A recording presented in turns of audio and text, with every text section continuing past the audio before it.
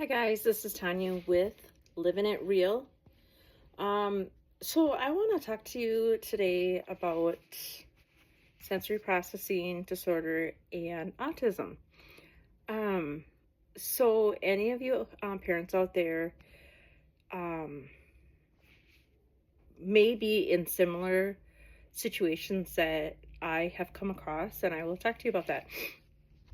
The thing is that for some of you that don't know, sensory processing disorder is it's very much like autism. You basically have a hard time processing different things. Everybody is different when it comes to sensory processing. They might have sensitivity to light, tags that might irritate them. Let's see, noise, maybe wear headsets, so many different things, tone, change, because then it's just getting different things off. Any rate, I can go into that in different videos, but that's not really kind of what I was wanting to talk about. My thing is that I've been struggling for years and years and years because my daughter years ago was diagnosed with sensory processing disorder and anxiety, which those two kind of coincide because when they're having sensory overload, then obviously that's the increase in behavior induced with anxiety from any type of excess environmental cause or whatnot. But so she went and got tested, or excuse me, I'm not going to say the name of the organization, but there was a highly reputable organization when she was about 3 going on 4 that she had been on the waiting list for a very long time. And when we went there, it was about 3:30 in the afternoon on a Friday. And we were in a room and the individual came in to start the assessment, and she sat down, she looked at my daughter. Sorry, I gotta sneeze at some point. And she said, I'm gonna stop this right here because I'm gonna tell you right now, your daughter does not have autism. So that is when I was just starting my journey into working with kids with autism, but I really didn't know a lot about autism. Just a little history. I am a behavioral therapist, and I'm now going to school to be a behavioral analyst, doing ABA therapy. So I'm very in tune to sensory and autism, but I was not years ago. And I, as a lot of us do, we listened and we actually believed what they said. And I'm like, oh, okay. I said, but don't you need to do any type of assessment? And they actually said, the individual said, no, I've done this for so long that I can literally look at your child and say, she doesn't have any autism. And I'm like, okay. I said, well, what about like a high functioning? She didn't ask about her severe behaviors that she had at home when she winds up biting me, throwing things above and beyond what like a 3-4-year-old would have. She said no, and we don't really do high functioning anymore. Excuse me. And so I was actually believing what this lady was saying. And she said, quote unquote, besides, you don't want to have that label anyways. So, and I was like, I didn't want to second guess that, because then I thought if I were to kind of stand up for what I think is happening, then maybe she thinks that I'm just trying to diagnose something that's not really possible, or it's not real, and oh no, then she might think I have Munchausen syndrome, or whatever, which is where you start trying to diagnose your child and making them actually sick. And I'm like, okay, okay, I'm going to believe what they say, blah, blah, blah. So turns out that, okay, so not because of that, but as she started to go through school and different things, she would have different challenges, behavioral issues, very, very, a lot of dysregulation, dysregulated moods at an early age, and then it kind of tapered out. She had a lot of really severe GI issues, like I said, severe anxiety. A lot of things were like lining up. Just exactly right. And it was making me think, okay, you know what? Right?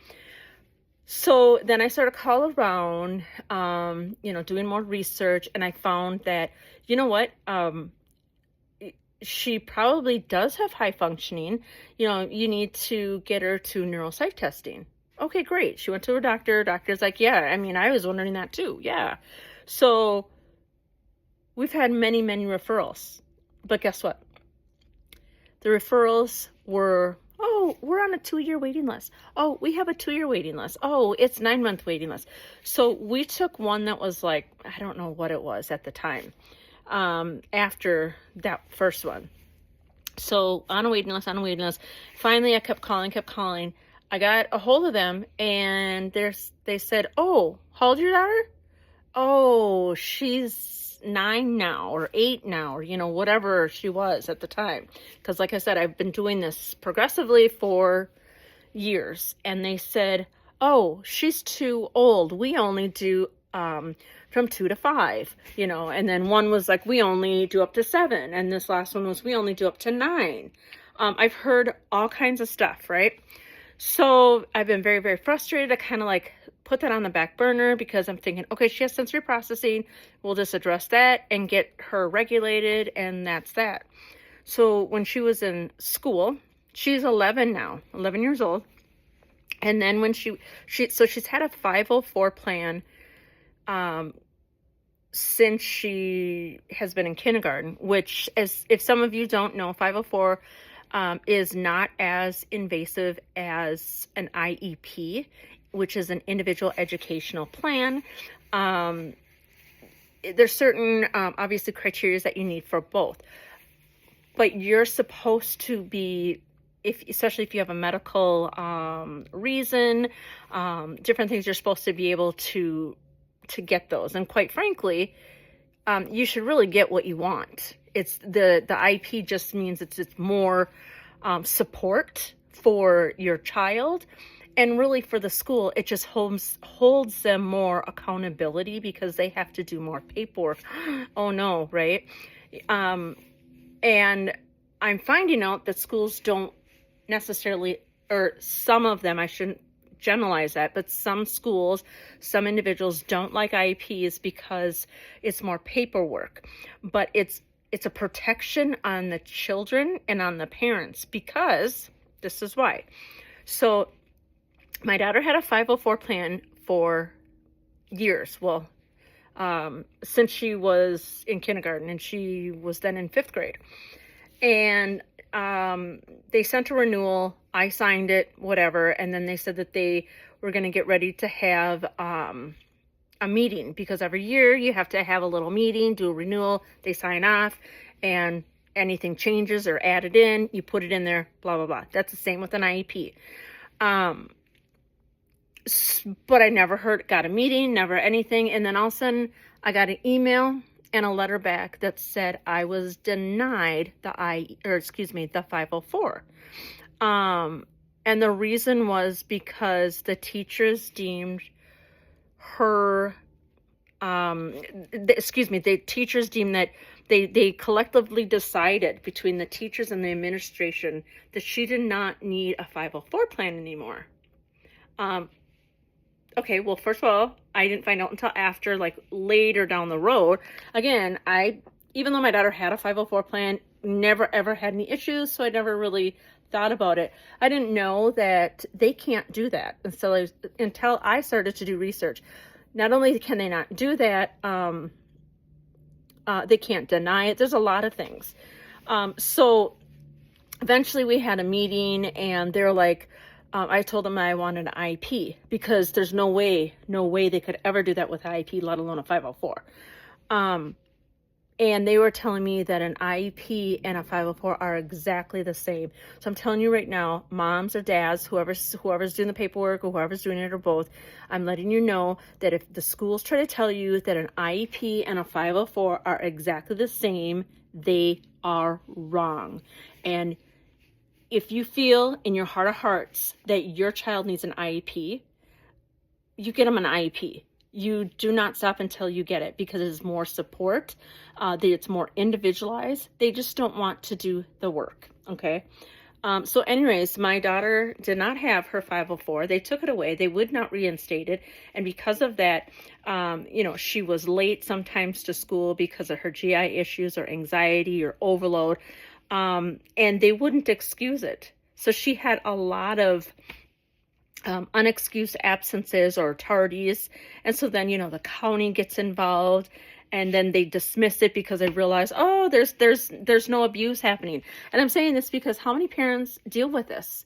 Because the schools say that they're going to work with you. They're inclusive, right? How inclusive are you, schools, if you are not going to really be aware of mental health as a whole, anxiety, if somebody lost a loved one in the family and the child, you know what? My child, because I lost a son 7 years ago, and during Christmas time, my daughter kind of gets a little off, and so she was late. Her GI backs up, whatever. So they said, oh yeah, we understand. We won't mark her tardy. They marked her tardy every single day. The administration, when she would come in, would give snarky remarks. They would roll their eyes because they thought, oh yeah, here, she just didn't want to go to school. Here's a parent that just doesn't care. In all actuality, my daughter would be having GI issues, or my daughter would be having meltdowns because she doesn't have that 504 plan in place. So she didn't have that specific breaks every day that she would have before. She would have like 2 breaks a day for sensory breaks, just to decompress.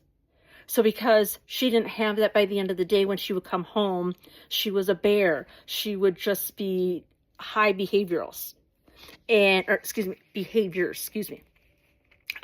So, this went on and on and on, and she was getting bullied. She was getting picked on big time because, kids didn't think it was fair. She's coming into school late.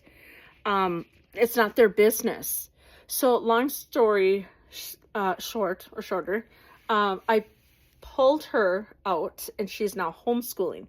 But what's really interesting is that even though I did ABA therapy, I said did, I am not there anymore, officially as of today, just to be with my daughter more. So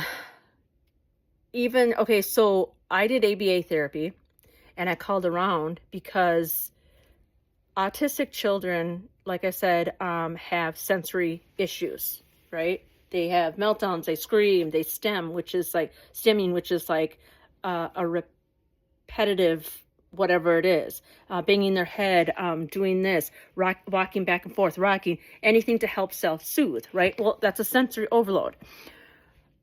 How is that not a part of sensory processing? But yet sensory processing disorder is not an official diagnosis. So when I called these places and said, oh, because they do ABA therapy, and they do all the stuff that my daughter could benefit from because she has sensory processing, she can't have because she doesn't have the diagnosis that is within autism, because sensory processing is not considered, believe this or not, it trips me out. Sensory processing disorder is not considered an official diagnosis, a medical diagnosis that deems an IEP. Okay, it doesn't deem apparently any of that. So without having a diagnosis of any form of autism, I don't care what it is, she cannot get the same quality of, I would say, education, of like medical support that somebody who has autism should have.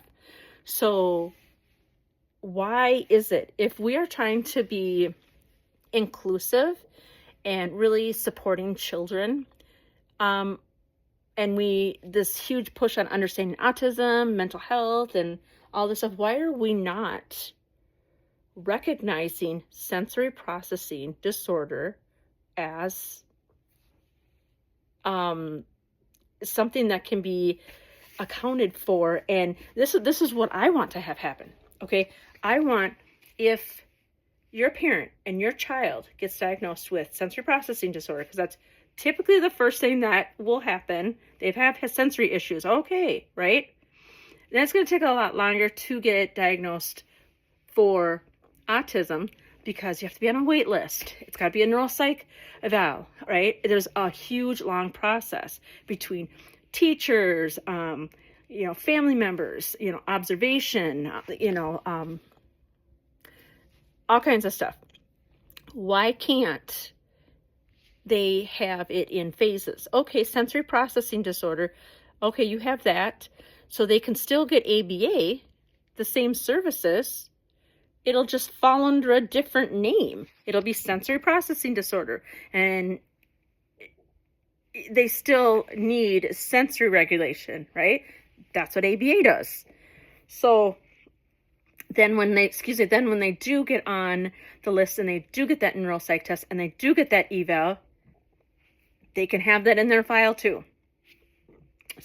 I really think that we need to change the narrative of how we are treating those with disabilities, especially sensory processing, anxiety, and giving them full support, full help. I believe that they need to be able to get all the support and services that an autistic child gets. Because why? Because they're sensory overloaded. I mean, my daughter has meltdowns, so does an autistic child. My daughter has issues with TAG, so does an autistic child. My daughter has issues with regulation, so does an autistic child. These are some of the things that you can go to ABA and have help for. But yet I can't, because there's not that diagnosis, but I have sensory processing, so she can just go to an OT at like an OT specialist place. So anyway, sorry, I'm venting, but let me know if any of you have had similar situations where they don't have that diagnosis, so you can't really get the 100% support you need. Oh, another thing, there's services out there that if you are diagnosed with autism, you can get your service dog covered. You can get an iPad through some counties and social workers that can get you that. There's a lot you can, if you're an autistic mom, or a parent, and you can't work, and now you're home taking care of your child, you can get supplemental income because you can't work. So it's you can get that if your child is diagnosed with autism. But my child is home. She's homeschooling because it's too much sensory overload at a regular school. She tried half days. She tried all that. It's just too much, right? So I'm home, and I was doing part-time, and that's still too much because I was leaving her home. Now she's very capable, very responsible, but it got to a point where she would have, meltdowns when I would leave. I'm like, that's, I can't do that. My daughter, health and well-being is more important, but that is not recognized. It is unbelievable how the system is failing children. They will not get help unless they have a label. Why? Doesn't everybody deserve help? Doesn't everybody deserve that? You only get help unless you're really, really poor. You only get help if you have an official label. Oh, wait, the label has to be a specific kind of label. Guys, please comment if you agree that we really need to change the narrative on that and support each other and help bring these kids up, because, they can be successful. They need the right tools. Okay. Thank you. Sorry I talked a lot, but I'm going to be bringing more videos, real videos like this. Me being real, not caring what I necessarily look like sometimes, because you know what? It's real. Some days it's not everybody's perfect every day or looks good every day. So I'm just letting you know, this is me. I'm real. Speaking to you real from my heart. Okay. I love you guys. Please, please let me know your thoughts. Okay. Till we talk again. Bye.